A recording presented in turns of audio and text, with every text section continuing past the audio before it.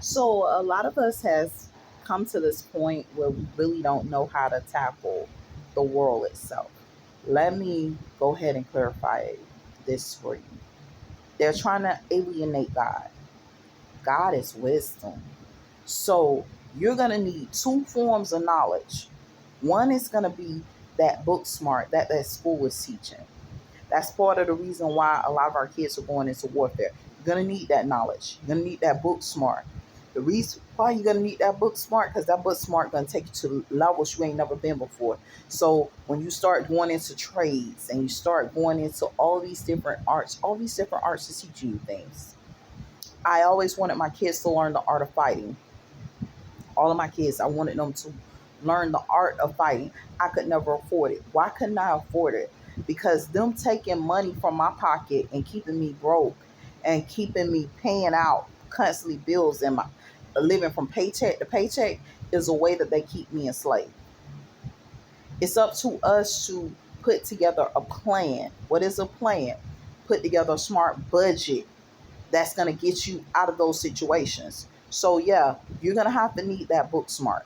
The second thing you're going to need religion. You're going to need God as a religion. You're going to serve God faithfully as a religion. When we say serve God faithfully as a religion, it's some ways about ourselves that the enemy infiltrates to take control of the body.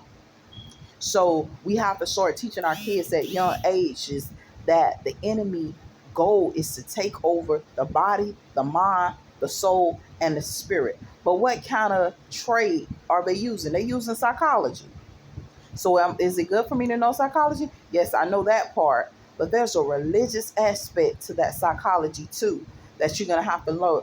And that's going to come through the Bible. That's going to come through the Holy Bible, the Holy Quran, the holy books of the Bible, the Apocrypha, all these Torahs.